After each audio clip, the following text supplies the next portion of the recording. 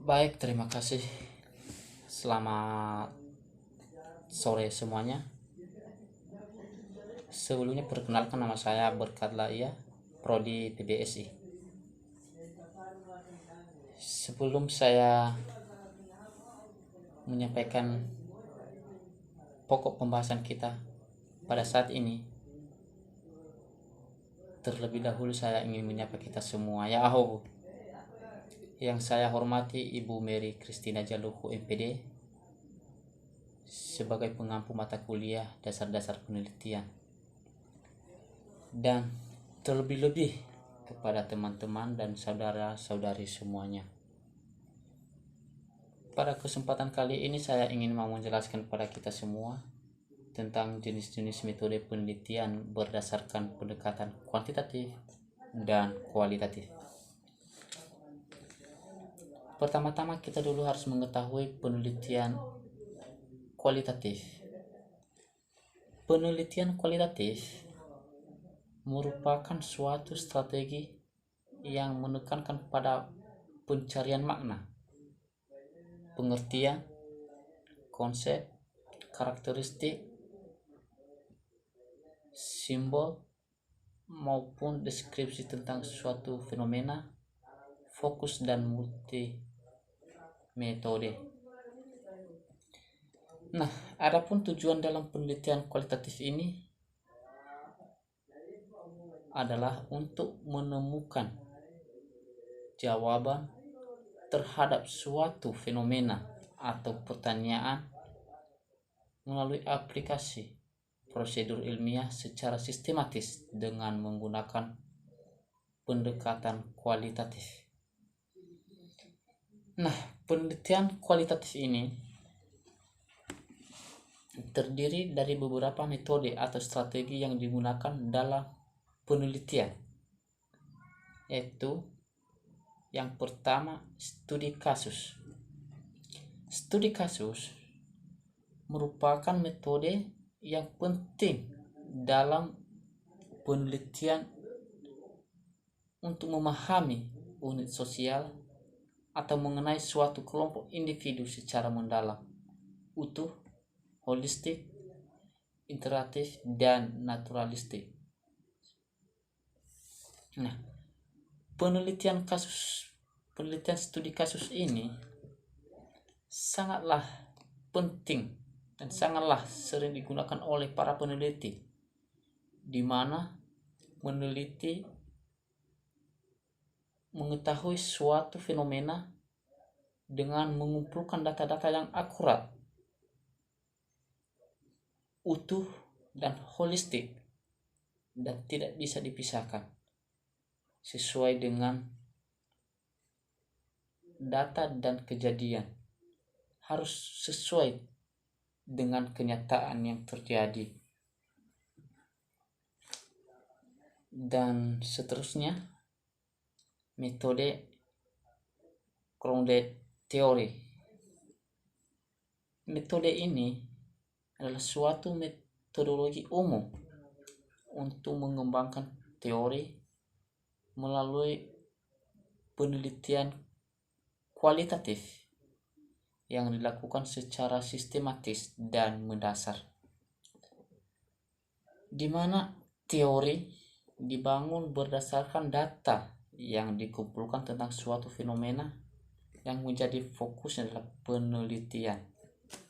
Nah, di dalam metode ini suatu teori dapat dibangun berdasarkan data-data atau bukti-bukti yang diperoleh oleh seorang peneliti, di mana data-data tersebut setelah terkumpulkan dan memperoleh sesuai dengan kejadian atau fakta, maka dibangunlah atau dikembangkanlah suatu teori. Berikutnya adalah metode penelitian historis, di mana penelitian historis ini merupakan salah satu tipe dan pendekatan yang dilakukan dalam penelitian kualitatif yang bertujuan untuk merekonstruksi kembali sesuatu secara sistematis, akurat, dan objektif. Suatu peristiwa atau kejadian yang pernah terjadi di masa lampau dengan menggunakan pendekatan normatif dan interpretatif. Nah, pendekatan holistis ini namanya aja holistis. Suatu kejadian-kejadian yang sudah terjadi atau yang sudah berlalu, atau suatu peristiwa-peristiwa di masa lampau. Nah, seorang peneliti dapat memperoleh data-data peristiwa atau fenomena historis ini. Mereka mengumpulkan data berdasarkan orang-orang dengan cara mewawancarai setiap orang, dengan cara melakukan interaksi antara peneliti dengan yang diteliti. Nah, dengan demikian seorang peneliti dapat memperoleh data-data sesuai dengan yang ditelitinya dan sesuai dengan kejadian-kejadian yang terjadi, di mana peneliti dapat mengetahui bukti di mana peristiwa itu terjadi, kapankah peristiwa itu terjadi, dan seperti apakah peristiwa demikian. Nah, dan itu semua dapat diperoleh melalui penelitian atau pengumpulan data terhadap orang-orang yang diwawancarai, baik pada orang-orang tertentu maupun pada sekelompok sosial. Baik, seterusnya metode fenomenologi. Metode fenomenologi ini yang mengandung arti yaitu ilmu tentang fenomena yang menampakkan diri dari kesadaran peneliti. Fenomenologi ini adalah sebagai salah satu bentuk penelitian kualitatif yang tumbuh dan berkembang di dalam bidang sosiologis dan menjadikan pokok kajiannya fenomena yang tampak sebagai subjek peneliti.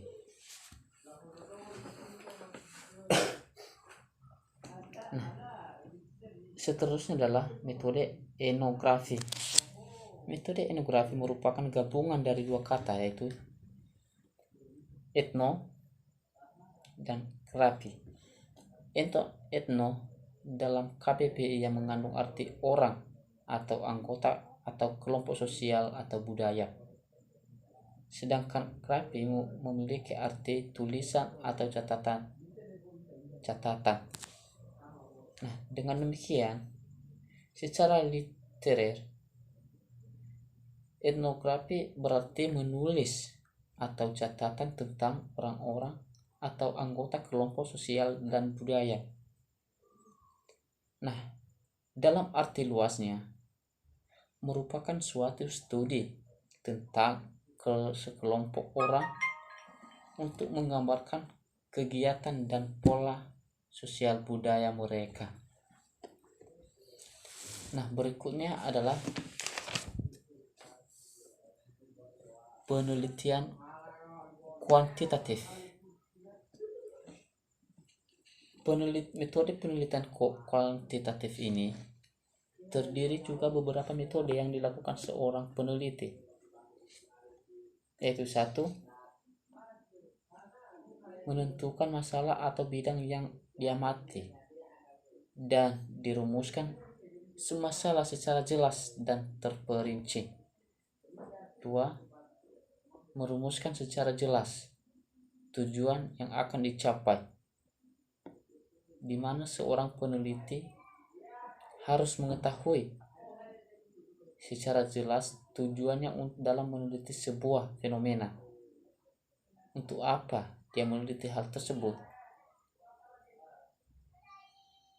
Apakah ada manfaatnya atau tidak?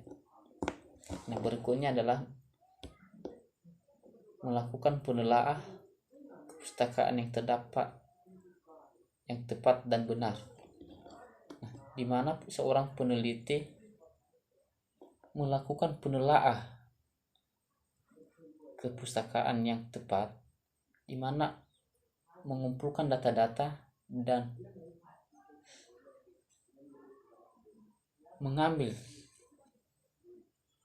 dan menyusun berdasarkan perpustakaan atau pedoman-pedoman di dalam perpustakaan, sehingga